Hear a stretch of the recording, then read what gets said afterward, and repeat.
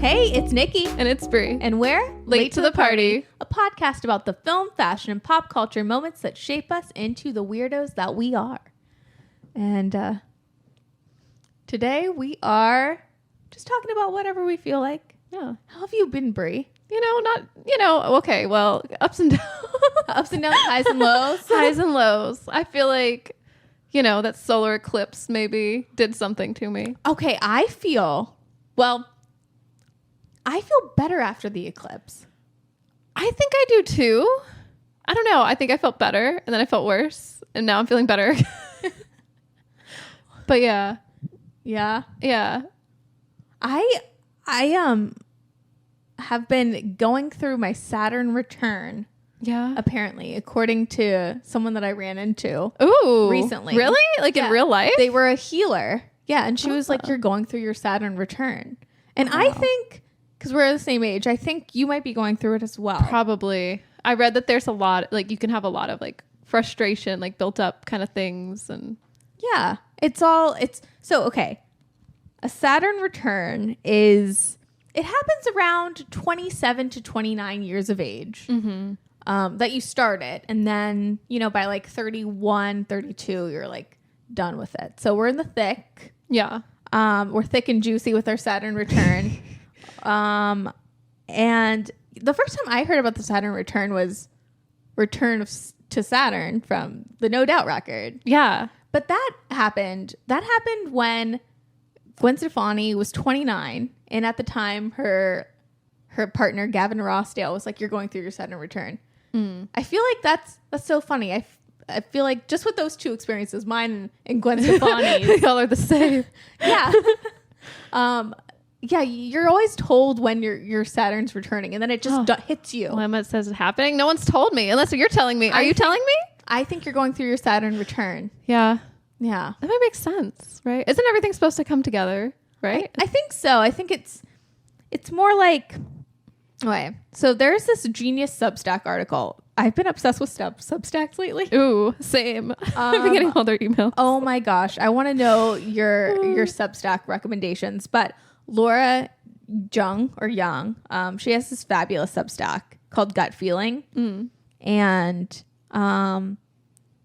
she did a whole piece about the Saturn return. Oh my god, where is it now? I love that when I try to come in with the things. You're good. Anyways. Well, she has a good piece on it. But yeah, I know I have it pulled up, but I have to sign it. I know. I don't want to sign in right now. Hold on. And maybe Grace could edit this part. Keep it in. Keep in the wheels turning. The gears. The gears. Okay. So it is when Saturn... Okay. A Saturn return happens around 27, 29, and it's when all the planets in the sky, in the sky, like they land. So you go through every sign, every planet in your life, and then it's the first. It's like your back time, like your trip around the sun. Yeah, that's a year, you're personal. But. No, but I know what you're saying. It's like, yeah, you travel through all the signs, and then you land up like where all the planets were aligned and everything when you were born, right? Like it's like you're coming of age. Yeah. And it happens when you're in your late 20s. Then it happens again in your 50s, hence a midlife crisis. Yes. And then happens again when you're a little older in your 70s. Which I know we're going to talk about this in a bit, but I think J-Lo's in her Saturn return too. You think so? She's in her middle age? She is. They say it starts in your like late or mid 50s. Yeah. You know what? I think so.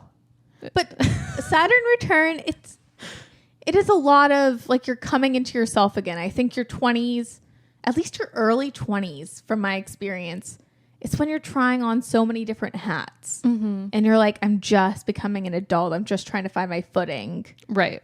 And your Saturn return is like a really mucky, weird time where like everything and you felt is like crumbling. Like the world around you is crumbling. Yeah. And hopefully after my Saturn return or our Saturn return, we'll come out of this it's like real women. you know? Sophisticated. No, I don't know. Something like that. Like I look to someone like Casey Musgraves. Yeah. Have you listened to Deeper Well? I have. I love it. Oh my God, me too. I'm obsessed. Yeah. It's kind of like something about it's a little comforting, maybe. Well, this album is all about her Saturn return. I mean, she opens the single Deeper Well with "My Saturn has returned." I love that. Yeah. So, what do you think about all the cottagecore motifs? Love it. I love it. Which I'm like, where is she? Is she like in Scotland or somewhere? Like, where is she? Like, it's like somewhere between Scotland and Nashville. Yeah. It's here like utopia in her head, I'm I assuming. like it though. I took it as like, you know, she's like everything's also in slow motion around her. So maybe she's trying to take her time, you know, like take things in, just breathe. She also is like, you know, I'm trying to get rid of old habits or whatever. Like I'm, you know, it sounds like maybe she's just trying to be present and like, maybe that's what the cottagecore is representing and her with the goats. I don't know. That's what I took away. Just breathe. Just breathe. Just breathe. Oh my God. Anyway. Well, yeah, like listening to the Casey Musgraves record, it does give me hope. Like I'm like, oh, she's through with her Saturn return and she feels like in her music, like she's a little more balanced as a person. Mm-hmm. And, you know, not as like, I know in that song Deeper Well, she talks about how, you know, she used to just cope by waking and baking and yeah, like, doing the gravity bong as soon as your feet hit the floor and, you know, all that stuff. And, you know, I feel like, yeah, hopefully after our Saturn return, we'll come out with some clarity, but it's a mess. I know. Yeah. I feel like right now I'm searching for clarity. Yeah. But maybe, I don't know. I feel like the eclipse, there's some interesting things I found around that as well. That I think it's kind of interesting that there's so much, it feels like there's a lot happening. Yeah. With the planets and, you know, and it's our Saturn return, Casey Musgrave. Yeah. It hasn't returned yet. It's just begun ours returning. is starting. Yeah. Yes. But you know what I mean? It's like, it just feels like there's a lot happening. And, yeah. like Sorry. astrologically. Oh Celestially. Tell me about it. Also, we're in the season of all the Saturn return albums. Yeah. SZA just came out with a song. Ariana Grande's Eternal Sunshine is all about her Saturn returns. But what's going on astrologically? Because I feel that as well. Yeah. Well, apparently the eclipse that we just had, supposedly it's supposed to represent like, well, you know, the sun obviously represents like light. Mm-hmm. And then the moon can be more like the darkness or whatever, but they're like kind of colliding. So it's supposed to be like your inner, like your, I guess, shadow self, so to speak, is coming together with, I don't know, what's the opposite of a shadow self? Like just, you're like, you know, yourself, your enlightened self, or your light. Yeah. You know what I mean? Like, yeah. This isn't the two sides. This is an astrology podcast. I'm not like a super expert. We're not cardsy over here. No, but we try. We totally try. I love her. Okay, so solar eclipses have long been associated with transformation and renewal. And basically the moment that the sun and the moon and the earth come together, so did we with our shadow selves.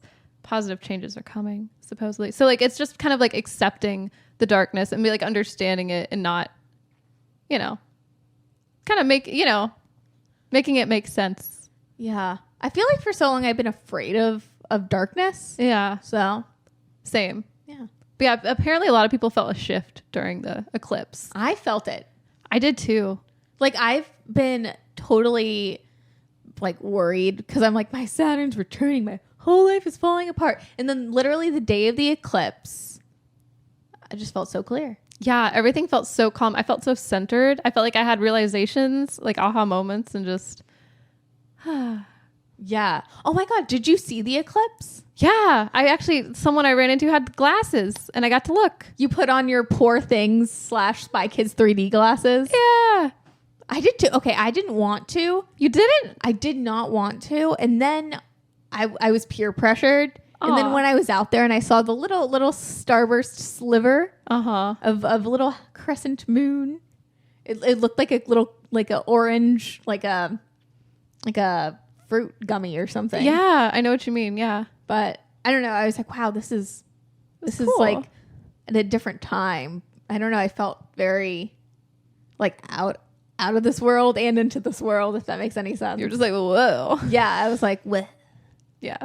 I thought it was dope. I thought it was crazy because where we are on the East Coast, it's not like we were in the Midwest. Yeah, like in that path. Yeah, so it didn't get super dark, but I did see the shadow going over like all these buildings. And I was like, oh my God, That's kind of like freaky. This is like freaky, like in a movie or something. Ooh. So Did you see any of the little moons sprinkled, like the shadows, like through the trees? No, I didn't. Did you? No. But I did the thing with my hands, the Illuminati symbol. You were like, hove. Yeah. It's so crazy though. Like, I don't know. I think everyone's going through a shift and you can see it in pop culture. I mean, dude, today when we are recording this episode, OJ Simpson dies. Wait, really? Yes, God is real. Insert the Beyonce God is real like meme. Whoa. Yeah. So wow. yeah. I wonder. Wow, that's wild. I'm finding this out just right now. Yeah, I don't know how to feel. Jojo Siwa writing like Karma's a bitch. It was about, It was about this. OJ dying. But also like Diddy. The whole Diddy like arrest. I have something to say. Yeah. If you listen, okay. Have you listened to Kesha's song TikTok recently?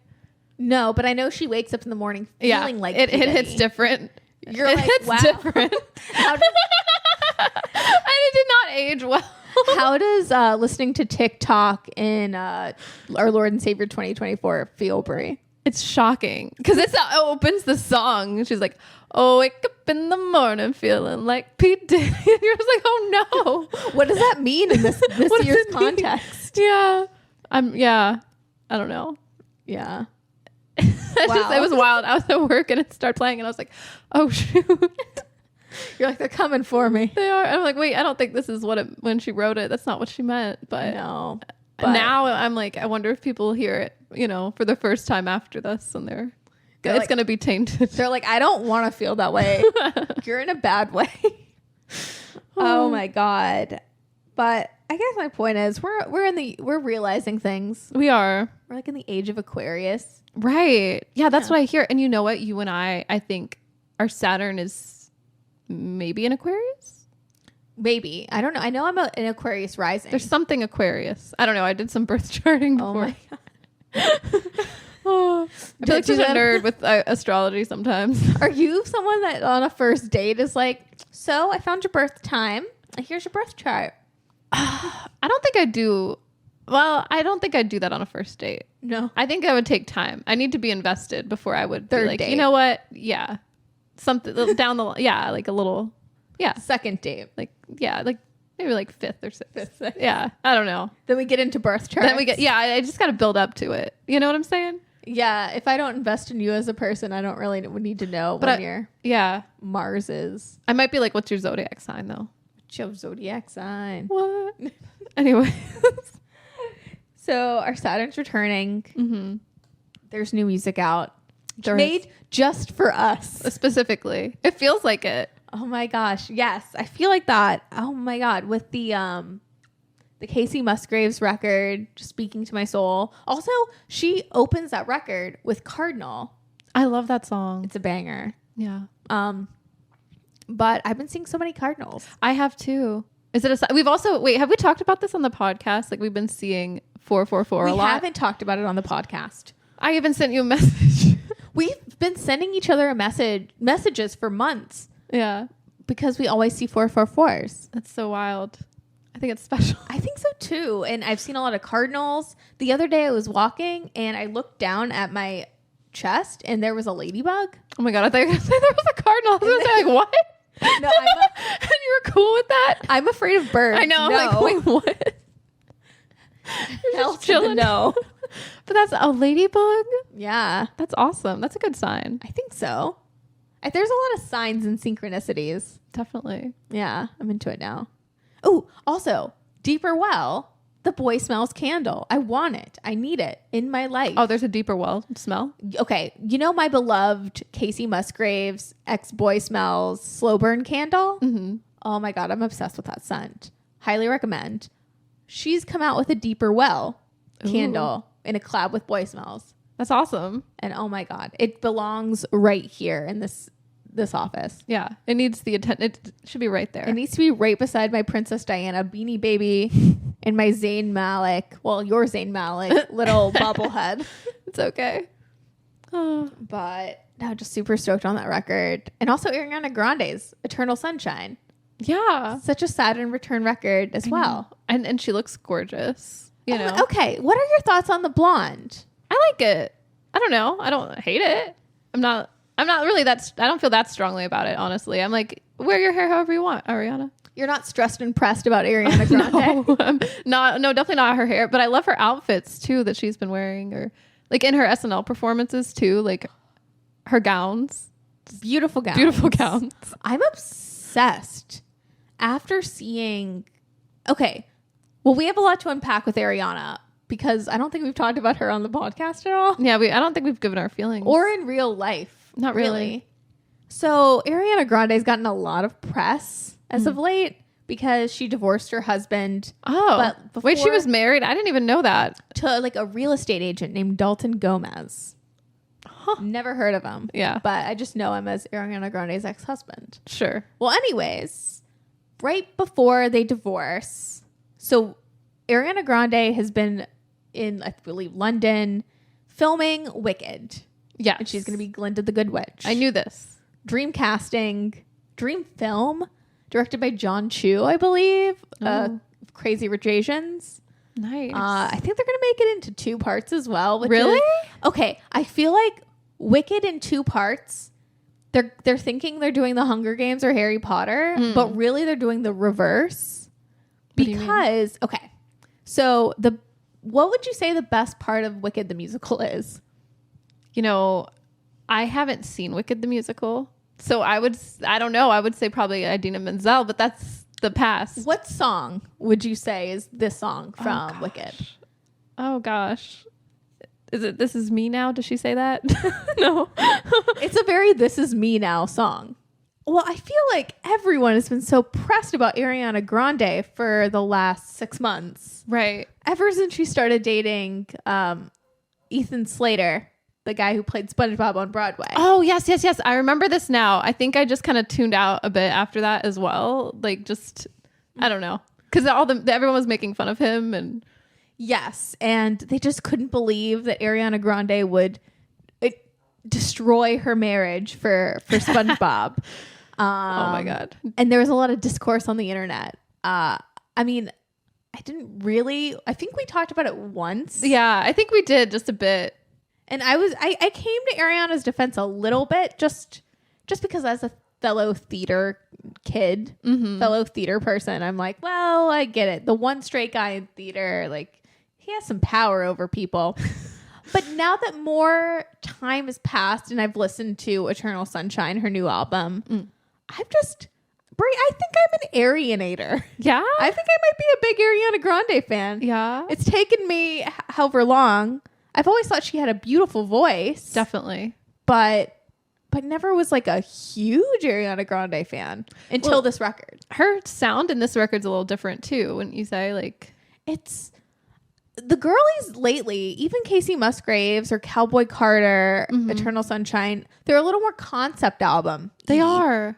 I like that. I do too. I didn't understand. Like, I knew for Wicked, Ariana Grande had to obviously have her hair blonde for Glinda.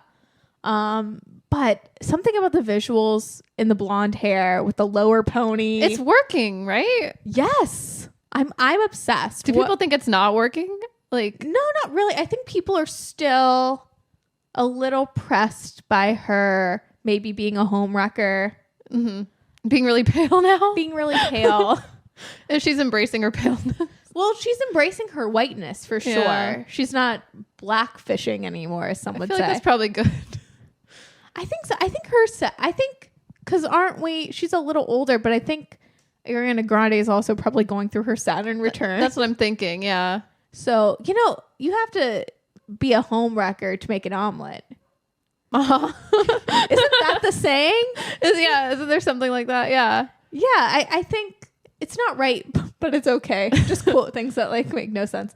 I don't know. I I think that a part of life is being really messy. And after this record and listening to the whole record and thinking about my life and how sometimes, like, her in this record, she talks a lot about being misunderstood by her partner. But I also took it as being really like misunderstood by the public. Okay, yeah. And me as a person, and we're talking about Saturn returns, I feel very misunderstood.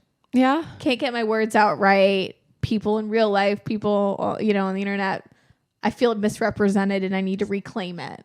Yeah. So I really relate to her in that way. But what are your thoughts on Ariana Grande and Eternal Sunshine?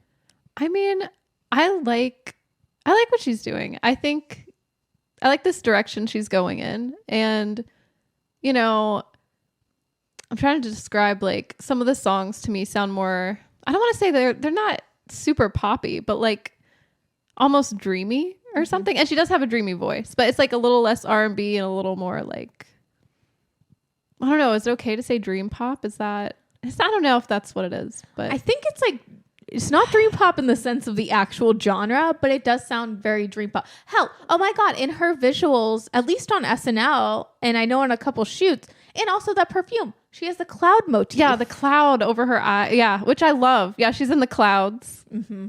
I don't know. She's like a little fairy. She is.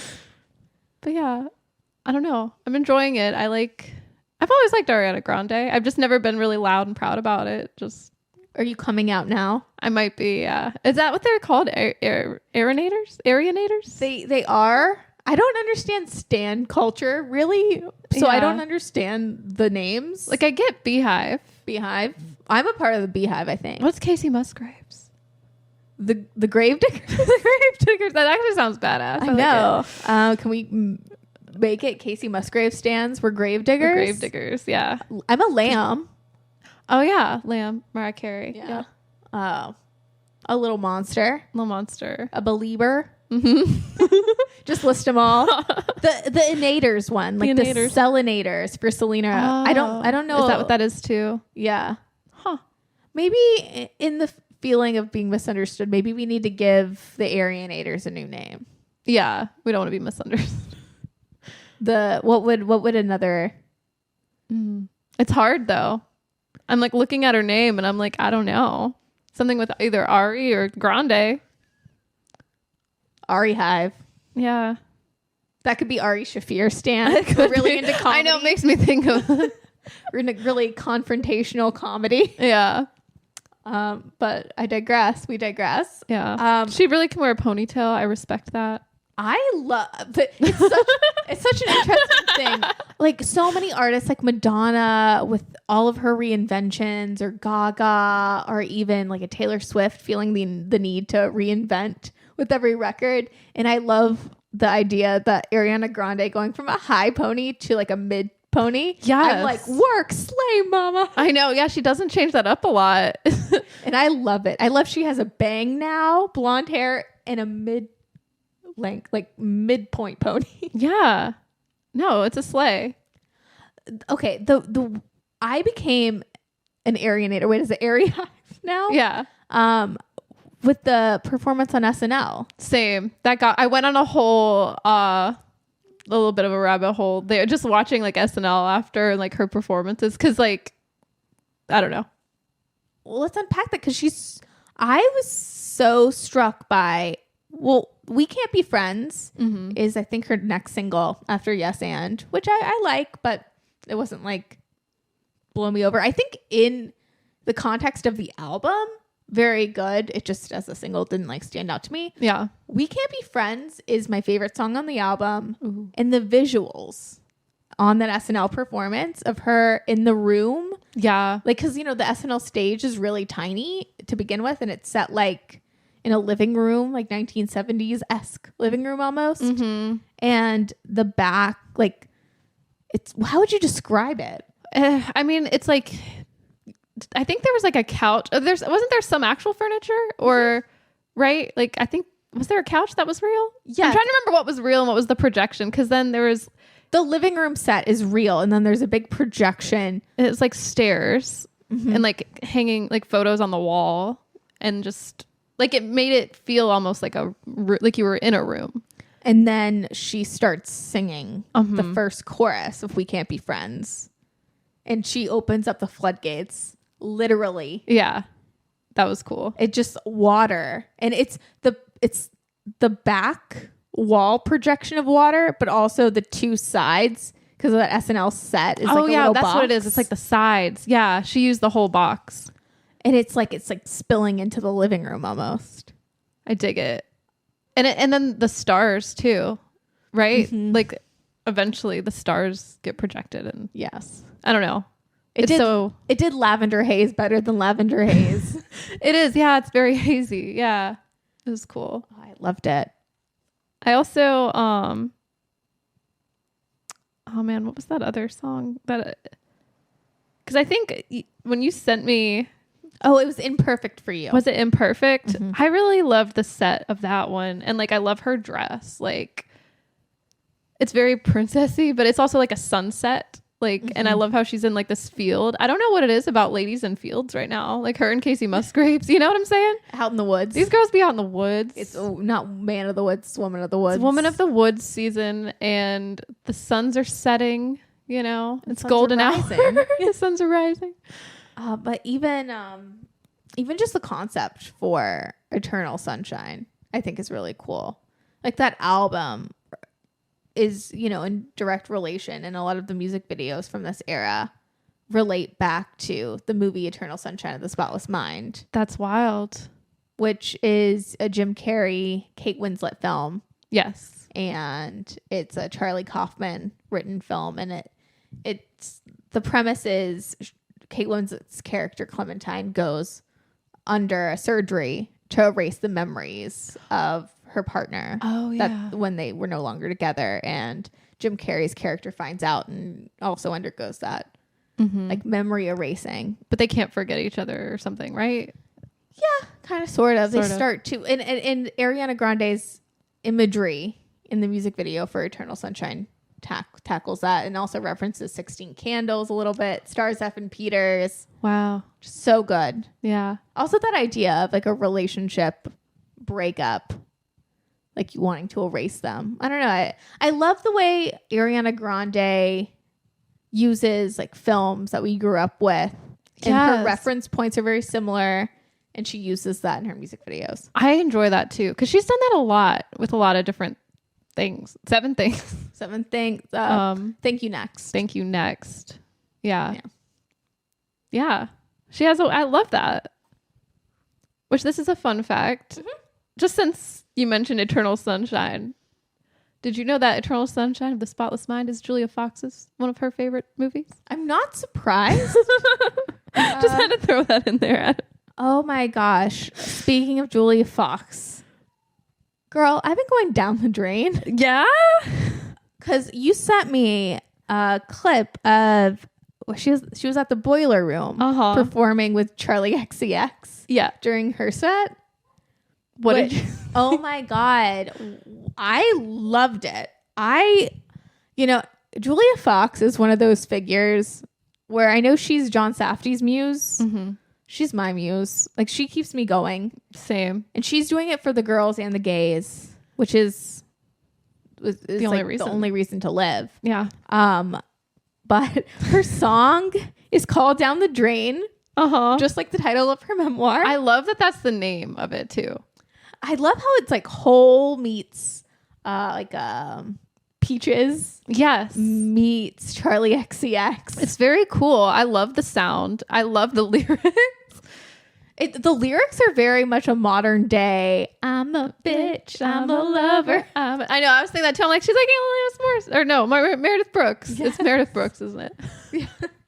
The other Alanis Morris. I get them. I don't know why I always want to credit Alanis for that one. I credit with Alanis with a lot of things. Yeah. I do feel like I wasn't really around to know, but I want to hit up fellow other Gen Xers to give me the skinny on what it was like in the mid to late 90s. Was everyone just like an Alanis knockoff? Yeah. At that point. Because Meredith Brooks, I only know bitch, but same. But it's giving Alanis. It is, right? Okay. I don't know. I what do you think about Julia and her pop star era? I I want more. I want more of it. I think it's so interesting. And she's done so much. She's such an interesting artist, like such an interesting person. Like she's been through a lot. So she just did like a Q&A at Oxford University. Ooh. And it's really interesting. How so? I don't know. Like she answers just like a bunch of questions. Like, I think that's how I found out her favorite movie. It was that. And guess what else, Nick? Virgin Suicides. Iconic. Anyway. So, okay. Well, I get that. Yeah. I totally get that. I'm so surprised she didn't say 13 at that point. Like, that's so, I get it. Have you read Down the Drain? I have read like a little bit, but not a lot of it. I am halfway through. Really? Obsessed with her life. It really is like a movie. Yeah. There's so much in the first 3 chapters, so many things she gets into, so many dark and twisted things. And then she'll be like, and I was 14. Yeah. And you're like, what? She's lived a lot of life. And like Kanye West is not in the story. Well, he was they did only date for what, a couple months, right? Yeah. So it is kind of a blip, but people are obviously going to want to talk about it, I guess. I guess so, Ask but questions, so. She's just so much more. She is. I love her. I thought it was really interesting. There's a really good article Elizabeth Nichols wrote on The Cut. It says that Fox is the opposite of nihilist in a world increasingly committed to the bit that nothing is real. In her memoir, God answers her prayers for sugar daddies and film roles while she upholds her own celestial pinky swear to stop using heroin. And then there are countless other tethers to earth, ranging from her Italian grandfather to her photography to her love for New York and dancing and fucking and watching the stars rise and set from raves and houseboats and alleyways. She has experienced so much of life's darkness, and her response has been a commitment to living honestly in its light. Which I think is beautiful. Yeah, I know. I'm like, oh, damn. That is really awesome. I mean, yeah, I keep forgetting that she like used heroin too. Like that's, I mean, I don't know. Crazy. She's done, like, she's been through so much and has come. I mean, she seems functional at least. Yeah. Well, I think that's what makes her so cool. She's not a victim. Yeah. And she's not a survivor. She's a bitch. She's a lover. Yeah. She's a child. She's a mother. She's a sinner. She's a saint. And she does not feel ashamed. She doesn't. Good. Yeah. She talks about that a lot too. Like shame and like not, trying not to feel shame anyways, right? Or not shaming others. I love her honesty about it too. Like I feel like a lot of times when people have these like crazy narratives and like stories from their past, they either go into like, I'm a victim mentality. You should feel sorry for me. I feel all the shame. Pity me. Yeah. Or they go the opposite direction. Mm-hmm.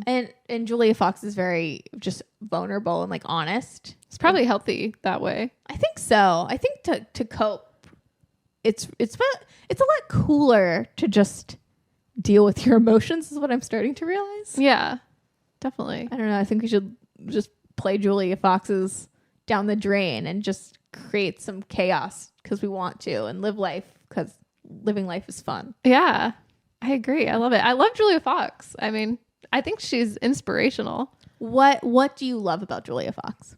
I think that she's just made the best of her situations and that she just seems like a true artist. And, like she's done like, like she's gotten into fashion. She's acted. She's done photography. She's written a book. Like she's just living life and she's exploring her interests and she doesn't feel ashamed. I don't know. I'm like, oh, that's awesome. Like she's not like putting herself in a box or anything. Truly. She's a Renaissance woman. She is. Which, speaking of Renaissance women, yeah. Have you listened to Cowboy Carter? I have, yeah. Thoughts? I love it. I mean, it's great. And you're so right. It's best to listen from beginning to end and like not just all over the place. So yes, I was able to. What was your first thought when you heard that Beyonce was going country? I said, okay, cool. That makes, I mean, she's from Houston. So I'm like, all right. I don't know. I thought it would probably be a good idea. She hasn't done it yet. Right. So sometimes she has elements of country in her songs, but not like full on. That's what I thought. People have been pressed. Yeah, why have people been pressed about these ladies? I mean, especially Beyonce. Yeah. Which she has the #1 country album in the country right now. Good. She started this record. Apparently it was supposed to come out before Renaissance. Oh. Which was my favorite album of the last 2 years. Yeah, which Renaissance has a lot of cowboy themes. It does. And yeah, it's very much, instead of like cowboy, it's a little like Bianca Jagger Studio 54. You know, Renaissance? riding the horse into Studio 54. Right. And this is fully like, yeehaw. That's interesting though. So this was supposed to come out before Renaissance? Mm-hmm. And apparently she started writing this after, remember Lemonade? Oh, who could forget?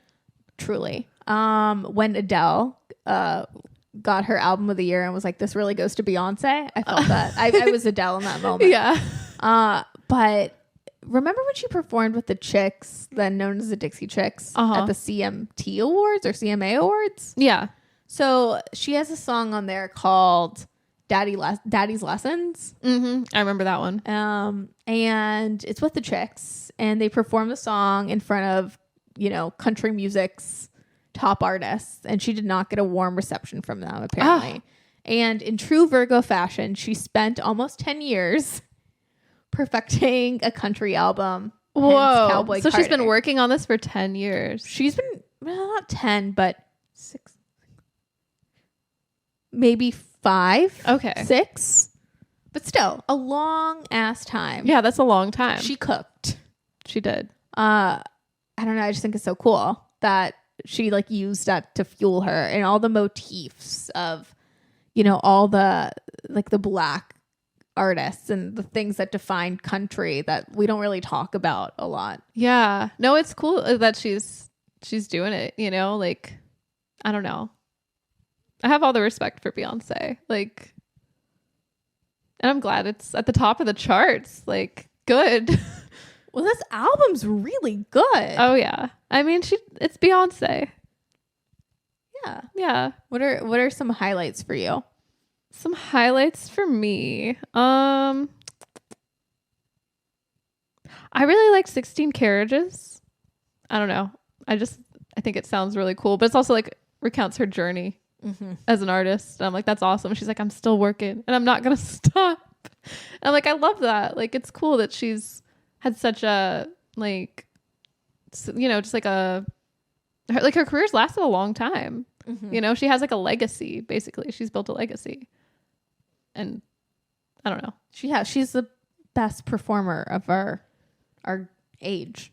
I have so much respect for Beyonce. Yeah. And it just made me think of like the Renaissance, like the tour, like the movie, you know, that we saw when she's like, I worked so hard. And then when she talks about her kids and stuff, and I'm like, she really does.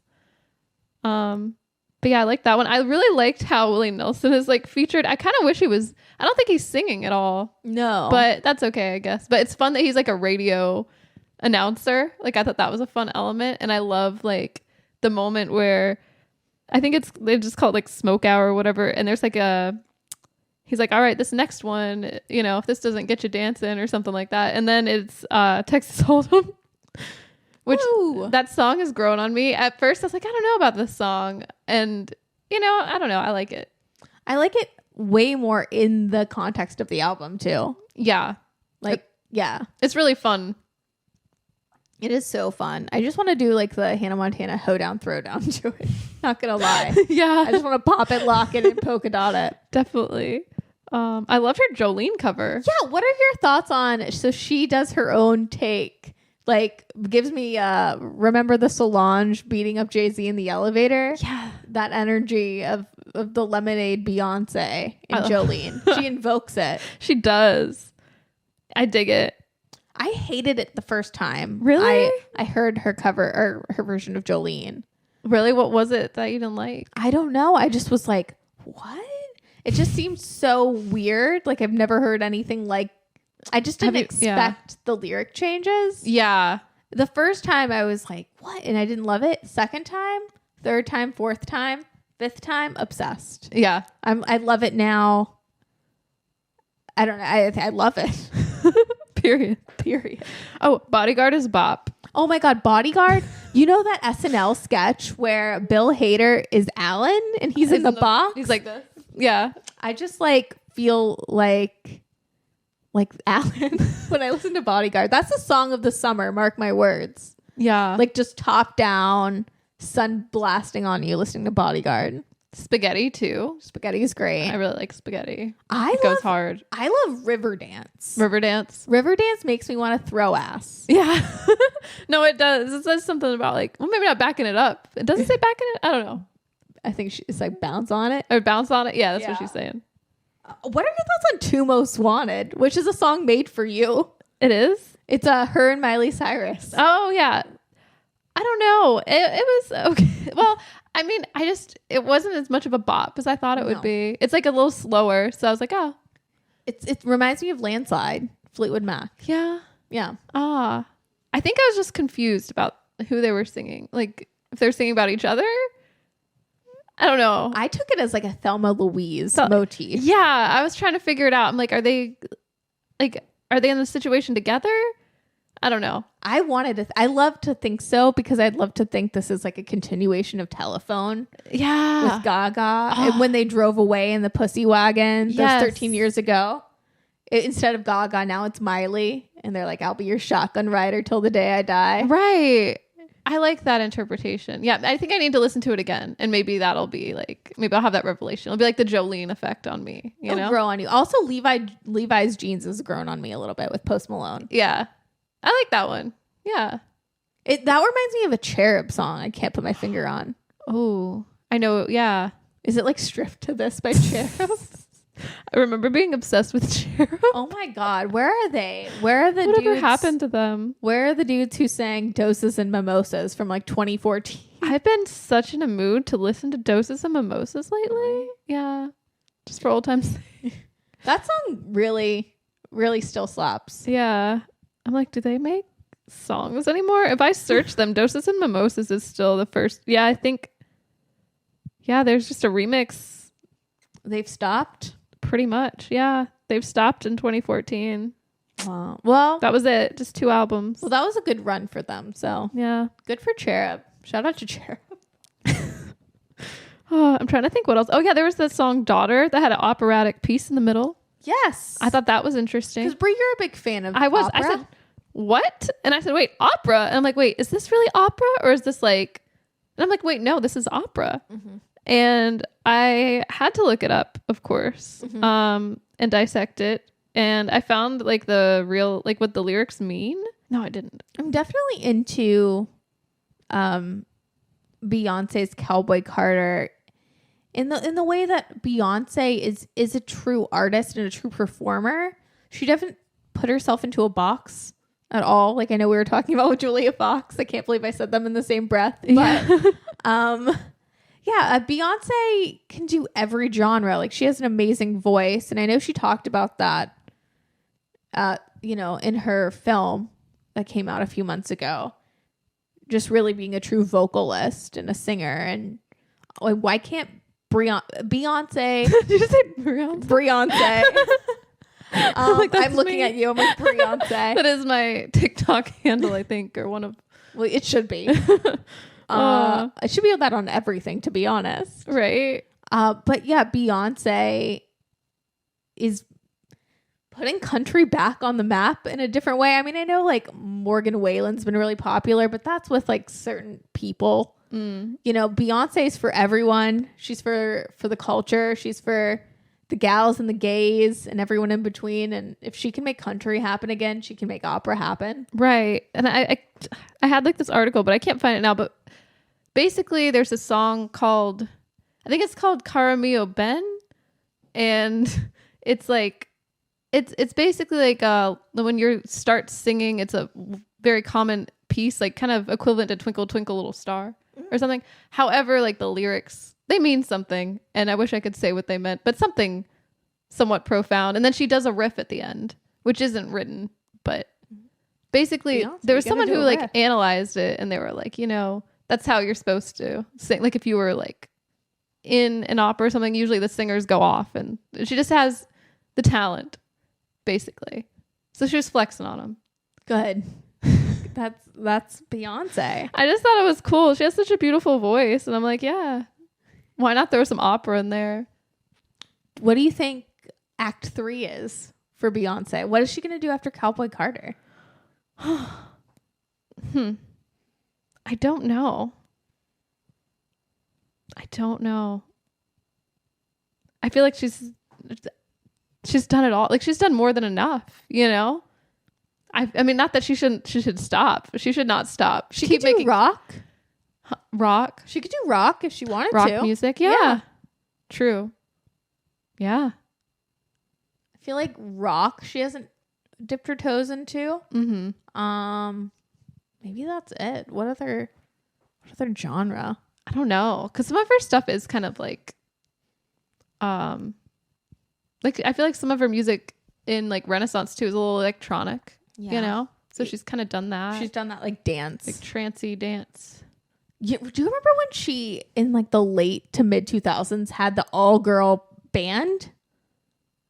It's like an unlocked memory that you said that. She had like irreplaceable to like If I Were a Boy days, had an all-female band. Just like Olivia Rodrigo has now. Yeah. That's dope. You think she'll do that again? I don't know. I don't know if that was her moment. But at the Grammys, I think 2009, she does an If I Were a Boy into You Oughta, or maybe it's the opposite way, but she does If I Were a Boy mashed up with You Oughta Know, Alanis. What? You gotta check it out. Yeah. You gotta check it out. That is awesome. Speaking of Alanis, always crediting Alanis. Always. Well, she's great. Beyonce is great, you know? Yeah. But what else? What else have we been into? Well, we have to talk about something because you made I put it on the top. You made me watch 4 hours worth of Jennifer Lopez content. No. I only made you watch 1 hour. I said we have to watch This Is Me Now, the JLo musical. It's only an hour. That was my pitch. You did. And then, okay, so you're like, let's watch This Is Me Now. The movie musical from Jennifer Lopez. The biopic. But then I got Amazon Prime for a month. So why not also watch the complimentary documentary, The Greatest Love Story Never Told? Well, okay, because I did not watch that. I just watched This Is Me Now. So what is the review on The Greatest Love Story Never Told?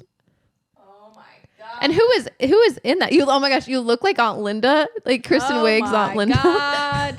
What do you give it? Like, do you give it like 3? Oh God. Or I give it 5. Oh God. And I give it 2. Oh, vey.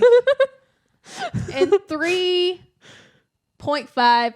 Get out of town. You're so good at Side note, Kristen Wiig on SNL has brought me so much joy. So much. Because she hosted for the Five Timers Club. She entered the Five Timers Club and brought back Aunt Linda. Was in like the best like 2-3 sketches that SNL has had in like 7 years. Yeah. That Pilates horror movie sketch. Oh my God. That one was so funny. I laughed so hard. And it is so relatable. If you've ever been part of like a fitness, like membership situation. Like a Pure Bar. Yeah. Club specifically. Pilates. Yeah, like one of those. If you do not try to go in there without sticky socks, and then you will have to buy them. Like, it's very serious business with these ladies. We spent pretty much all of our money. Talk about Saturn returning. Why did we do this? In our early 20s. I know why, though. It was pandemic times. We had to do something. We had to have an outlet, and it was our only choice, and it was expensive, but it was like something for our mental health. It was self-care. Truly, we blame it on the pandemic.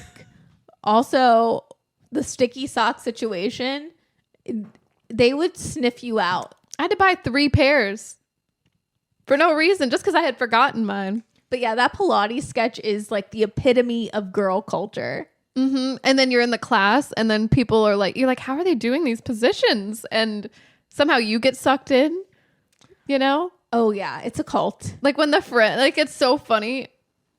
Like when the friend in that sketch becomes like one of the ladies or something, She's like, "Ooh, feel the burn, mama," or whatever she's saying. I'm like, oh my God. It's that the burn's addictive. Yeah. I do. Sometimes I low-key miss it. I'm not going to lie. Hey, I love Pilates. I just think it's super funny and accurate. Yeah. And I will continue to Pilates. I mean, is Kristen Wiig the best SNL cast member of all time? I think so. Yeah. I mean, I give Will Ferrell a get out of town. Yeah. And then Chris Farley, meh, try again. Kristen Wiig, hell yes. Mm-hmm. My favorite. Same. No. Yeah, she's probably my favorite too. Like my humor to a T. Mm-hmm. She's informed me in everything that I think is funny. Her and John Mulaney, for better or for worse. Yeah.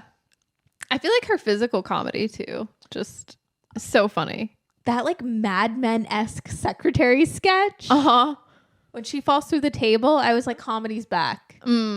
Yeah, that guy. I actually laughed out loud. I wasn't sure if it would get me, but it did. It reminded me of Carol Burnett, which I know she's doing that Palm Royale show with Carol Burnett. Yes. But that secretary sketch made me think of, there's like a Pails sketch from the Carol Burnett show. And yeah, it just made me feel so many warm and fuzzy emotions. I need to watch some Carol Burnett, you know? Goat. Her, Lucille Ball, maybe Kristen Wiig. Yeah, she's up. Do you think she's going to be a legend? Like, legendary funny lady?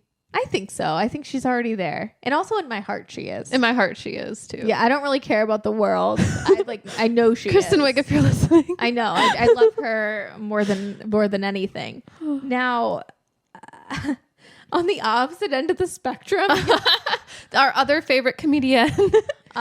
someone that has no funny bones in their body. Oh, I don't know. I think This Is Me Now was a good comedy. Yeah, Brie, why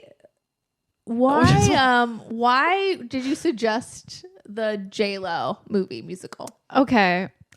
I was under the impression that it was more of like a documentary and a biopic. Maybe I'm getting this confused with The Greatest Love Story. Is it Never Told? Never Told. But then she tells it? Well, that's the point of the documentary. Is Ben Affleck in that one? He is. And I think I may have confused the two. I mean, I knew that This Is Me Now was a musical though. Mm-hmm. But I also thought it was a documentary. No, that the Amazon and J-Lo gets you. They're like, you're gonna watch this movie musical from the mind of J-Lo. Uh-huh. And like Dave Meyers first. Yeah. And then you gotta watch the 2-hour documentary of the making of This Is Me Now. Wait, it shows the making of it? And it's like everyone telling her it's a bad idea. Ben Affleck is like... Wait, even him? He said it's a bad idea? He's like, I understand. It's really actually... Is that why he didn't want to be seen in them? Wait, are you serious? That's so sad. Yeah, basically he's like, I understand this is your passion project, but... Well, it's deranged. Jennifer Lopez has this idea of this like... Singing in the Rain-esque movie musical from her mind. That's like not a bad idea Zodiacs. In itself. Okay, now it's the little... But she has this idea, right? Sure. And she's very inspired by her love story with Ben Affleck. Beautiful. 2.0. I would be flattered if someone wanted to make a whole musical about me. This is where it gets psychotic, though.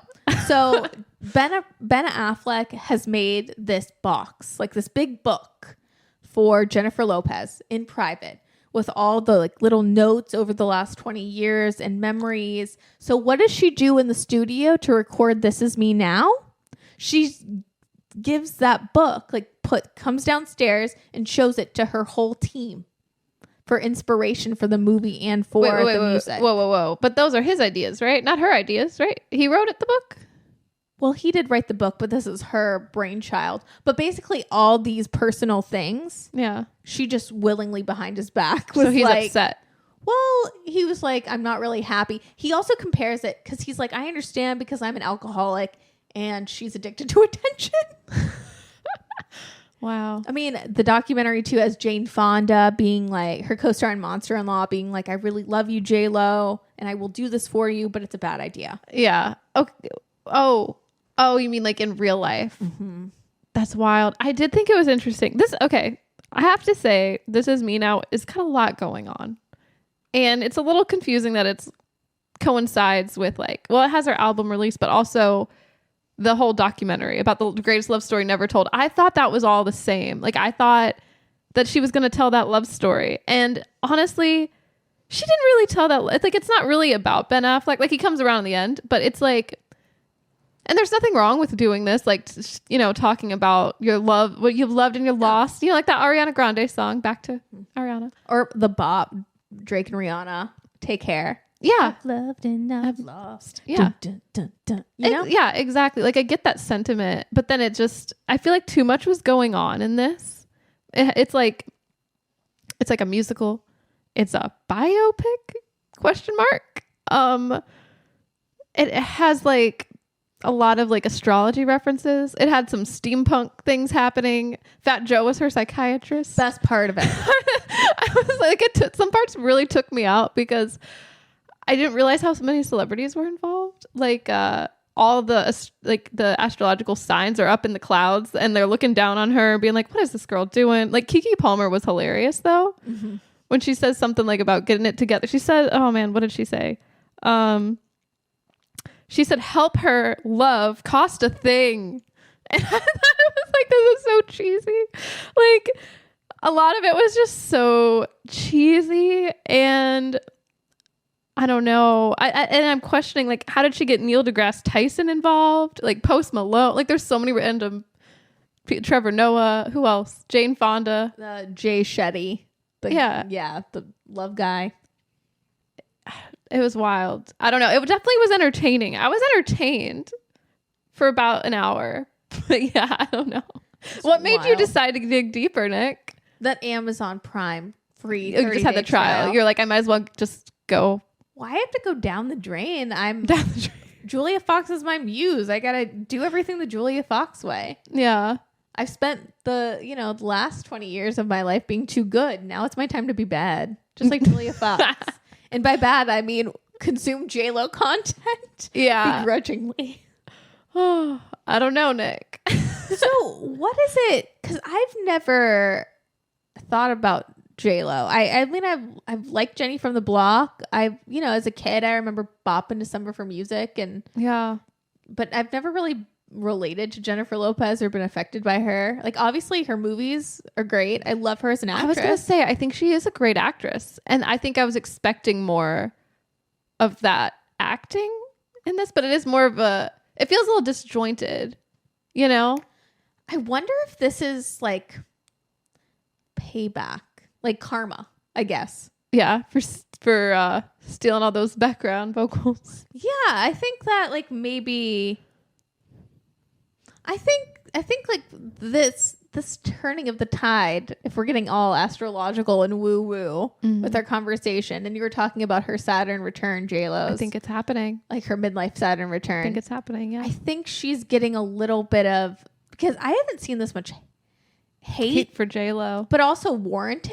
I feel like people are like, have you seen those 73 questions where she gives her bodega order and the internet rips her to shreds? The ham and cheese. Is it because of the orange drink though? Well, what is an orange drink? I don't know. It's like a juicy, like juice, orange juice, like, but not like real juice. Is it a Tropicana? Like is it a quarter water? Is it an Arizona like mango? Yeah. What is it? What's a bag of chips? Some people know though. I went on a Reddit forum just before this, and some people know, and they will not say. Well, what is it? Because they do offer a lot of orange drinks, apparently. And also, what kind of chips? You go to a bodega. And a bag of chips. Yeah, just plain. Does anyone just get plain chips anymore? I don't know. I think my fiance does, and I think it's a little psychotic.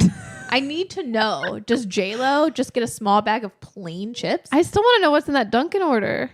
I have that in a note to myself, like from like last year. J-Lo, what's in that order? You know what? I do not care about J-Lo's old The Bronx bodega order, which might be fake. I care about Ben Affleck's Dunkin' Donuts order. Yeah. That plagues my mind. What is I'm like, it? What kind of, does he get his coffee like cream and sugar? Or just black? Straight up. I don't know. But Boston style is cream and sugar, yeah. right? Yeah. And he's from Boston. He's from Boston. She's from the Bronx. The Bronx. where you get that orange drink, you'll know. If you know, you know. Yeah. I guess we just don't know. We don't know. We're not from the Bronx. We're not in the know. And I guess also, to be fair, did grow up in the 70s, 80s. Yeah. Maybe, because, you know, you hear Cardi B talk about the chopped cheese. You hear Nicki Minaj talk about, you know, egg and, what is it? A bagel with, like, egg and bacon. That sounds good. I mean, that's, yeah. Yeah. Like, I mean, I've been familiar with Timothy Chalamet's bodega. Oh, what's bagel his? order. It's a bacon, egg, and cheese. I don't think I've ever eaten at a bodega. I don't think I've been in a bodega, but I don't think I've eaten at it because I'm not from New York. Yeah. We should go to a bodega. That should be on our list. Nick, when we go to New York. It's because we've never properly lived in New York. Like, if you're visiting New York, even for an extended amount of time, you might not. You might bodega. You might not. Right. Or you might You only not have so much bodega. time. You might not bodega right away. Like, you might not have an order is what I'm trying to say. It's yeah, like, it takes a while. If that's not you don't go there like every day or every week to if you're from it's Maryland, not part of your routine. Yeah, like if you're from Maryland, you're not going to have a bodega order right away. Perhaps. Yeah. You might not get a bacon, egg, and cheese day one. Just copy JLo. Some people have tried. Did you see that? Like some people have been going and they're like, oh, let me get this in an orange drink. And they're like, okay, well, do you want like sun-kissed? Do you want this? I just think that's hilarious. I think so too, because it's so vague. Yeah. It is so vague, her bodega order. What was even the point? I don't know. Well, you said I made you watch 4 hours. So wait, what were the other hours? What else were you watching? I just went down a rabbit hole. I was like, I gotta watch everything JLo. Oh my God. I had some reviews that I wanted to read to you. Please. They were some of my favorite of This Is Me Now. I was actually surprised to find that on the tomato meter, get a load of this, 75%. That's the critics. And on the audience score, 76%. So don't believe all the JLo hate you're reading. People are loving this. I think some of it, though, is to be funny because, you know, some people are like being serious and they're like, yeah, I love the choreography, whatever. So this I feel like is a good review. I eventually got on board with it, and Jennifer Lopez is so sweet and sincere. Once you get that this is a vanity film where she pours her heart out, then you can get into the groove. So I'm like, yeah, that makes sense, because I initially I thought this was going to be a little different. I think if it was marketed as like, you know how like Beyonce released Lemonade? I know it's a little different because she didn't tell anyone and it's not just one long thing, but it's like a bunch of videos that were almost like movies and it had an overall concept. I think JLo was trying to do something similar, trying to do something, you know, maybe like in general, trying to set herself apart by releasing a whole movie of just all the songs. But that's hard to do, you know? I mean, I think I know the difference between Jennifer Lopez and Beyonce. Oh, yeah. I'm not trying to say it's on the same level. Well, no. What I was going to say is I think Beyonce has come into this position as an artist where she's making music and art for the collective, for the people. It's what the people want. Like, she released Renaissance before Cowboy Carter, mainly because she felt the world needed to dance. Yeah. She's doing this for the people. There's a connectivity to Beyonce and the art and the fan.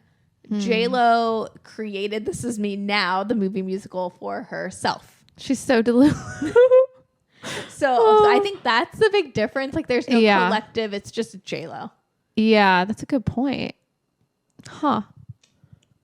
Damn. Well, then you'll love this review.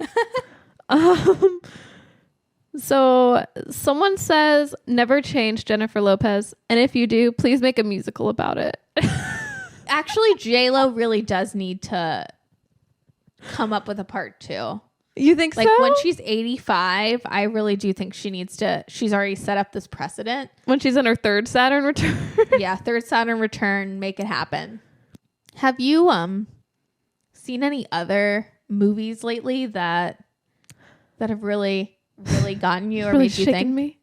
Really shaken you to your core, or that you've that you've been into? I did watch Dream Scenario with Nick Cage. The A24 film. Yeah, it was interesting. I mean, honestly, I'm still trying to decide if I like it. Like, I didn't hate it, but I'm like, I'm not sure. I know that there's a message in there somewhere. I know it's kind of like social commentary.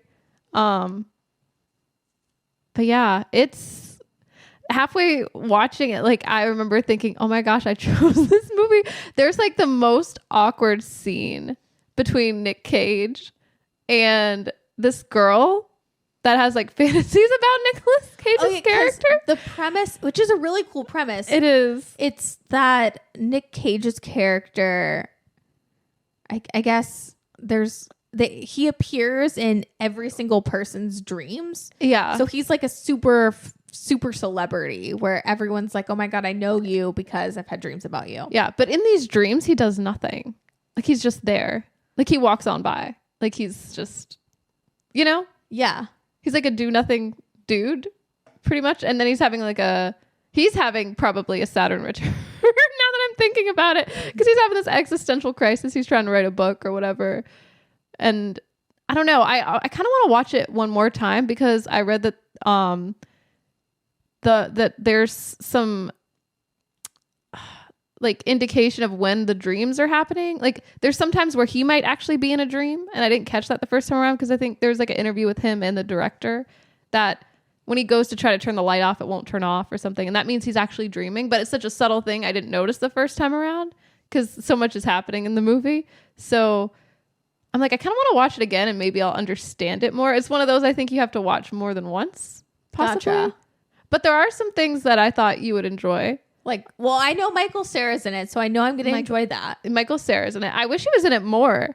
I love that man. But yeah, he's in there, which is just kind of fun in itself. But his wife, she tells him she has a fantasy because he's like, I don't know exactly how they, they're just like in bed, like just chatting, like whatever, I guess pillow talk, as you would say. But he's like, ooh, you have a fantasy. What would you want me to do? And she's like, dressed up in the David Byrne suit. Yes. She's like, and save me. Like talking heads, like shoulder pad. Yeah. She was like, just something about that suit. It's just, I don't know what it is. It's just so sexy. And he kind of like, he's like, that's so silly. Like he poo-poos it. And I'm like, damn. Get in that David Byrne suit. Yeah. Anyway, are you going to watch this movie or do you want me to spoil it? Spoil it for me. Honestly, I was going to watch it last night and I probably made some bad decisions, meaning I ate way too much pad thai. My tummy started hurting and then I put on the SpongeBob SquarePants movie. Oh, your comfort film. Yeah, truly. Which stars Scarlett Johansson, which I didn't know. Wait, who is she? Is it Trudy? She's like the character with the bob. Is it the whale? No. There's a character with a bob. Is she a fish? She's like a sea kelp or something.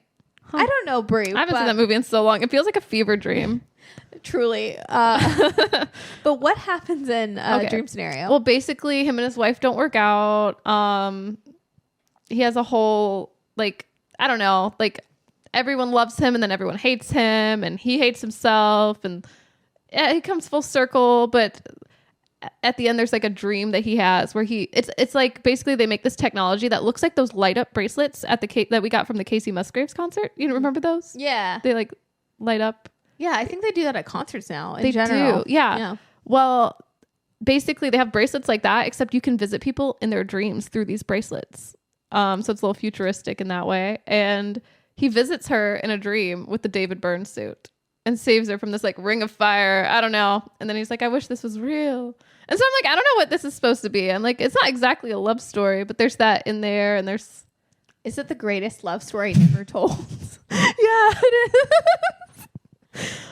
But yeah, it was an interesting movie. I just don't know what it means. It's one of those that I'm like, I'll check it out. Am I dumb?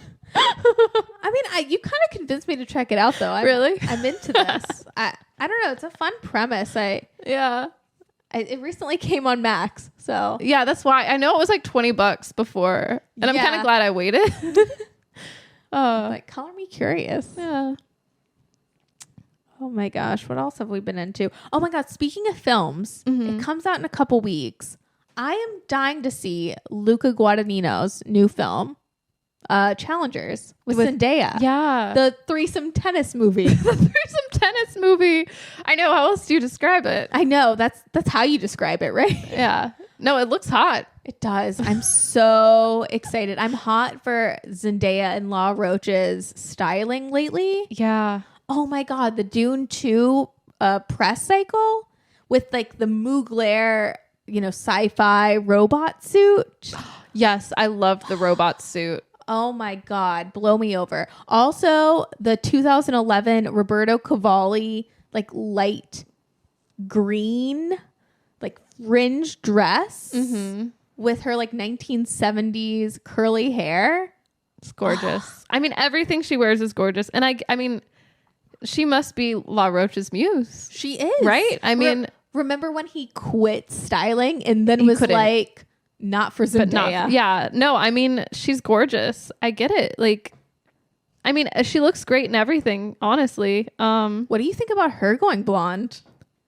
I dig it. Like, at first I was like, I don't know. But then I'm like, you know what? Actually, she looks really great. Like, what? Why should I? Not like, why should I care? But it's not, I don't think it's startling. I mean, I think it works for her. She can do no wrong. Yeah. La Roach can do no wrong. She could probably dye her hair any color and it would work. Agreed. Oh, those tennis ball shoes. The tennis Have you ball? seen them? Oh my God. Let me see if I have a picture here for you. But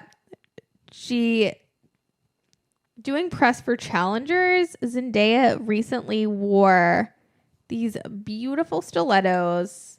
And obviously, because the film centers around tennis, she has tennis ball heels.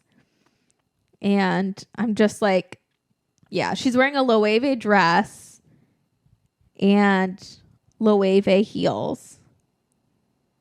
And are those the heels? Yes. Oh my God. And she's wearing this cutest little like tennis get up, but those heels. Oh my God. That's so fun. That's really cute. She's just doing it right. Doing it right, doing it tight. I'm obsessed. I love it. I loved her look too. It was like the checkerboard Louis Vuitton outfit. Yes. Very cute. That's something I can get behind. Like Zendaya's styling is just impeccable. She looks good in this like lime green too. Like, I don't know. It's her color. Like it is. Who would have thought? Lime green. Like the color looks good on no one. Zendaya just she rocks it. She rocks it. Yeah.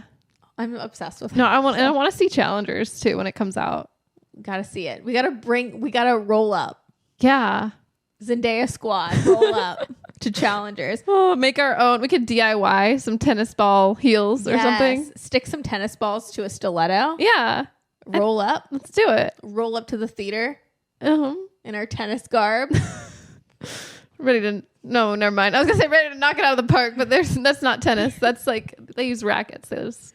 Ready to kick it into the goal. Yeah. Sports. Oh my God. Speaking of fashion too, this is a little bit old news, a little late to the party. That's okay. But in February, Chloe debuted its fall 2024 collection. And the new creative direction is under Chamina Kamali. Kamina Kamali, I think is how you pronounce it. But this gives me hope. Have you seen this fashion show? Yes. It doesn't even like, it does feel very like 2010s boho. Like you almost can't tell because like I've seen the side-by-side pictures and it just feels all very of the same time. But is boho chic that defined by that time, or does it have to be, like, because it's so flowy and has like so many 70s references, it's very free-spirited and there's a lot of like I feel like mixing of textures, maybe like there's like leather, there's lace, Shout out to Stevie. Shout out. Stevie.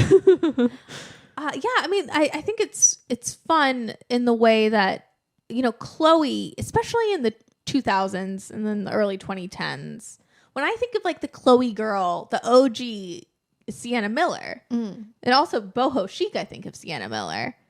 And she was the it girl at the time and completely referencing 60s and 70s back then. But I feel like our new reference point for people like us is the 2000s and 2010s. Yeah. And, you know, like the Balenciaga moto bag that was popularized by Kate Moss, I feel like they're trying to make the wedge Happen. sandal, like the one that was front row at the Chloe show. I feel like that's perhaps the, like, trying to make that into the new moto bag. How do you feel about that as a lover of like big wedge heels? Don't have them on right now, but I love it. I love it so much. I love those in particular because the one I saw that Vogue had on there, you know, like they did an article with Sienna Miller because she was on the cover in February, but it had like Virgin Suicides graffiti on it. Yes, it looks so cool. I'm excited. I am so excited for like the mix of that boho and the feminine with the edgy coming back. Yes. Mixed with indie sleeves. Yes. I'm glad that this is becoming more and more mainstream. And that's like my style to a T. I was going to say, I feel like, yeah, like elements of indie sleeves and definitely for me, boho chic. Like I have like things like that, I think, in my closet, and I don't know why I'm so shy. Maybe the Saturn return will help get me out of that shyness and all. I think so. Let my style come out a bit more because I still don't understand why I guess maybe I do understand now, reflecting back, why that style kind of went away for a bit. Why? I guess because it got commercialized to a certain extent, you know? I mean, I definitely, speaking back to Zendaya, they showed pictures because she's been working with Law Roach since her Shake It Up days. And we're about the same age as Zendaya. And seeing like she was super cute and had such a definitive style back in the early 2010s. Yeah.